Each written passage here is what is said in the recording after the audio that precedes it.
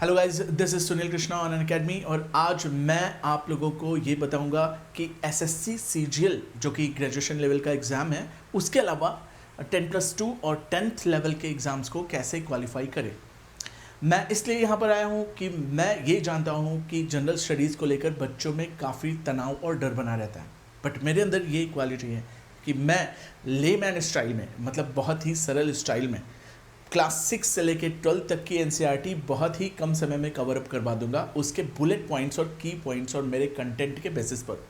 And मेरी delivery lecture जो है वो एक सरल भाषा में, बोलचाल की भाषा में, जिसको वो रेटोरिकल स्किल कह लीजिए, कि मैं बहुत आसानी से उसको समझा सकता हूँ। एंड कंटेंट इस तरह से फ्रेम होगा बुलेट पॉइंट में कि इवन आप पीडीएफ देख कर भी उस कंटेंट को अच्छे से समझ जाएंगे। क्लास 6 से 12 तक की एनसीईआरटी में कम से कम आपको 5 सब्जेक्ट्स कवर अप करने होते हैं, जिसमें साइंस का सेक्शन होता है, फिजिक्स, केमिस्ट्री, बायोलॉजी। इसके अलावा आपको हिस्ट्री, ज्योग्राफी, पॉलिटी, इकोनॉमिक्स का भी सेक्शन देखने को मिलेगा। तो मेरा जो लेक्चर प्लान है वो 100 घंटे का लेक्चर प्लान है, जिसमें मैंने इनको अलग अलग टाइप से क्लासीफाई किया हुआ है, जो कि आपको मैं अभी डिस्टिंग्विश करके बताऊंगा। तो मैं सुनील कृष्णा बहुत ही सरल तरीके से अच्छी कम्युनिकेशन स्किल के साथ बाइलिंगुअल प्रोफिशिएंसी में हिंदी और इंग्लिश दोनों भाषाओं का मिलन, इंग्लिश मैं आपको सारी चीज़ें समझाऊंगा। And it is not the matter of fact that you pay attention on the language, because if you want to be taught by me in English और Hindi, I can classify in both the languages, and if I will explain anything, I will explain all the things in Hindi and English both. Don't worry about that. तो क्या पढ़ना है, अब इस पर focus करते हैं, ठीक है। मैं बहुत ही अच्छे से बहुत सारे बच्चों को पढ़ाया भी हूँ, बहुत से बच्चों का सिलेक्शन हुआ है जनरल स्टडीज़ को लेकर। तो आप जनरल स्टडीज़ के लिए मेरे भरोसे रिलाई कर सकते हैं, इसको डिनाई मत करिए। मैं मानता हूँ कि आपको थोड़ा सा प्रॉब्लम होता है जनरल स्टडीज़ पढ़ने में, तो मैं रिकमेंड करूँगा कि आप मेरी क्लासेस करिए। एसएससी सीजीएल को हम बोलते हैं 10+2+3, क्योंकि ये ग्रेजुएशन लेवल प्लान है।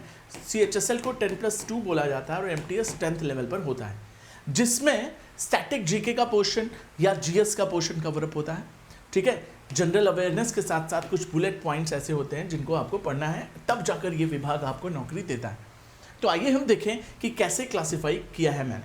तो मैंने कहा कि अपने 100 घंटों का प्लान 2 महीने के अंदर आपको जनरल स्टडीज़ पूरा प्रिपेयर करवा दूंगा स्टैटिक जीके के साथ। अगर मैं बात करूं तो 75 घंटे मैंने क्लासिफाई किए हैं पॉलिटी, इकोनॉमिक्स, हिस्ट्री, ज्योग्राफी और साइंस के स्टैटिक पोर्शन के लिए, ठीक है। याद रखिएगा, स्टैटिक पोर्शन मतलब तेजी से फ्लो करता हुआ, बुलेट पॉइंट पे बेस्ड, और बहुत ही अच्छी इंफॉर्मेशन आपको देता है, जो आपके आगे के बड़े एग्जाम्स सिविल के लिए भी आपको असिस्ट करेगा और आपकी जनरल नॉलेज बढ़ाएगा। क्योंकि आप एक कॉम्पिटिटर हो, समाज में, सोसाइटी में रहते हो, तो 20 तरह के क्वेश्चंस आपसे पूछे जा सकते हैं, जिनसे आपको को रिलेट करके चीज़ों को समझना है। समाज में तरह तरह की घटनाएं हो रही, इंटरनेशनल, नेशनल लेवल पर। तो पॉलिटी का पूरा कोर्स नहीं, उसका स्टैटिक पोर्शन, इकोनॉमिक्स का, हिस्ट्री का, ज्योग्राफी का या साइंस का सेक्शन में अप्लाइड लेवल पर बताऊंगा। तो इसमें मुझे लगेंगे 74 आवर्स, 15 घंटे मैंने आपके सबके बांटे हुए। और उसके बाद मिसलेनियस सेक्शन मैंने सबसे ज़्यादा समय दिया है, 25 घंटे। मिसलेनियस में क्या क्या चीज़ें होती हैं इसको समझिए। टर्म्स एंड टर्मिनोलॉजीज पर क्वेश्चंस आते हैं। आपने अभी पिछले कमीशंस के ऑब्जर्वेशंस अगर प्रीवियस ईयर की होगी या अभी भी मॉक टेस्ट के क्वेश्चंस लगाते होंगे, टर्म्स एंड टर्मिनोलॉजीज, शब्दों की मीनिंग, ठीक है। जैसे बड़वा क्या है, आपको नहीं पता, तो आपको पता होना चाहिए कि साउथ इंडिया में जब नॉर्थ इंडिया के हिंदू जाकर बसने लगे या मुस्लिम जाकर बसने लगे, तो वहाँ के साउथ इंडियन के लोगों ने उन मुस्लिमों को बड़वा नाम दिया। वहीं विजयनगर साम्राज्य भी डेवलप हो रहा है। Term and terminology. कुट्टिनी क्या है, तो प्राचीन काल की महिलाएं जब प्रोस्टिट्यूशन में उतरती थी, उनमें से जो कुछ सीनियर महिलाएं होती थी उनको कुट्टिनी कहा जाता था। वो हमारे राजा की एक सेवक भी होती थी और उनको अपने गुप्तचर विभाग के माध्यम से पहुंचाती हुई थी बातें। तो टर्म्स एंड टर्मिनोलॉजीज आपको पढ़ना ही पड़ेगा। तो ऐसे ढेर सारे टर्म्स एंड टर्मिनोलॉजीज लेकर आया हूँ मैं। अप्लाइड जीके जीएस जो कि अखबार में निकलता रहता, जैसे अभी साइंस डे 28 फरवरी को बीता। क्यों मनाया जाता है, तो सीवी रमन ने प्रकाश के प्रकीर्णन, संकीर्णन, फैलाव, स्कैटरिंग ऑफ लाइट खोजा और उसी के आधार पर उनको जो है नोबेल प्राइज़ मिला, पूरे एशिया में, पूरे भारत में पहली बार। तो इसलिए उसकी सेलिब्रेशन करते हैं हम लोग एज अ साइंस डे। मेरी बात समझे। तो अप्लाइड चीज़ें जो अभी ज़माने में चल रही, ठीक है, जो एकदम लेटेस्ट है, करंट अफेयर से भी कनेक्शन रहेगा इसका, applied science, science and technology का सेक्शन, अभी ब्रह्मोस मिसाइल छोड़ा गया। अभी हमने देखा कि GSLV Mark 3 M1 के तहत चंद्रयान 2 छोड़ा गया था। चंद्रयान 2 ने हीलियम 3 की खोज की, जो हमारे देश में पेट्रोल की प्रॉब्लम खत्म कर देगा। 1000 करोड़ का प्रोजेक्ट था वो, लेकिन वो प्रॉब्लम कितने साल की खत्म करेगा? 1000 साल की प्रॉब्लम खत्म करेगा। पैसा इन्वेस्ट करना सही हुआ। इन सब तरह की चीज़ों पर हम बड़े लेवल पर डिस्कशन करेंगे विथ इमेजेस और नेमोनिक्स के साथ।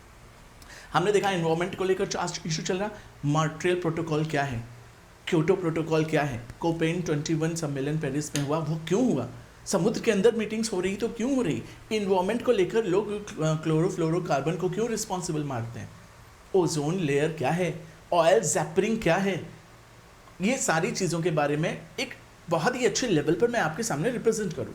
हमने देखा एग्रीकल्चर एंड एनिमल हस्बेंड्री, क्योंकि भारत हमारा कृषि प्रधान देश है, मौसम पर आधारित है, तो ये डिपेंड करता है कि हम कृषि के बारे में जाने। अगर आप मुझे मुर्रा किस प्रकार की जो है गाय है कि भैंस है कि बकरी, तो आपको पता होना चाहिए। आप किसान के बेटे हैं, अधिकारी बनने जा रहे हैं, इसका ये मतलब नहीं कि हम अपनी नींव को भूल जाएं। तो इसलिए इस तरह की चीज़ों के लिए भी प्रिपेयर रहेंगे। ठीक है, मेरी बात समझे। और भी कुछ अप्लाइड चीज़ें हैं, जैसे इंपॉर्टेंट डेट्स, जैसे जिस मंथ में एग्ज़ाम होने वाला है उसके 1 महीने पहले और 1 महीने बाद की डेट्स याद रखिए। जैसे मैंने साइंस डे का एग्जाम्पल दिया, 21 मार्च अभी बीता है, ठीक है, योगा दिवस आने वाला है। तो ये सारी चीज़ें, states and its folks painting, cultural painting, dance, ये सब चीज़ों से क्वेश्चन। अपने राज्य के बारे में जानो कि भैया ये जो उत्तर प्रदेश का चिन्ह है, ये 2 मछलियाँ किसका प्रतीक हैं। फिर ऊपर से धनुष बना, ऊपर से गंगा और जमुना सरस्वती मिलती है तो प्रयागराज बनाती है। ठीक है, तो अपने सिंबल को बताऊंगा। रुपए की खोज किसने करी, अपने स्टेट को जानो। उत्तर प्रदेश का राजकीय पुष्प अगर कोई पूछ दे तो क्या बताओगे, नहीं पता, अपने स्टेट को जानो। तो मेरे असिस्टेंस से आपको बहुत आसानी से चीज़ों को बहुत सरल तरीके से इमेजेस के साथ बताऊंगा। क्लासिकल एंड फोक डांस है, टेम्पल्स कहाँ पर, विरूपाक्ष मंदिर कहाँ है। ठीक है, हमने पूछा इंडियन मोन्यूमेंट्स, तरह तरह के मोन्यूमेंट्स बने हैं भारत में, वो किसने बनवाया, क्यों बनवाया, कब बनवाया, क्या प्रोटेक्शन, सीरी का किला किसने बनवाया और क्यों बनवाया था। अलाउद्दीन खिलजी ने मंगोलों के सिर को काटकर टांग दिया था उस किले पर कि भैया अगर तुम देख रहे हो तो मत आना यहाँ अटैक करने। 1 नंबर का क्वेश्चन। ठीक है, nick names of the Indian cities, अलग अलग नाम हो गए। ठीक है, पुराने मुस्लिम नामों को बदलकर नए नाम रखे जा रहे हैं, उसके पीछे कॉन्सेप्ट क्या है, राजनीतिक कॉन्सेप्ट क्या है और प्रोटोकॉल के कॉन्सेप्ट क्या है। ठीक है, इंटरनेशनल बाउंड्री लाइंस, मैकमोहन लेखा क्या है, या फिर आप रेडक्लिफ की बात करो, या फिर ज़ीरो लाइन की अगर हम बात करें, या फिर सुगौली समझौता क्या था। तरह तरह की चीज़ों को बहुत सरल तरीके से आपके सामने प्रेजेंट करूँगा। आपको देखकर लगेगा कि ये सब चीज़ें पहले हमें क्यों नहीं पढ़ाई गई।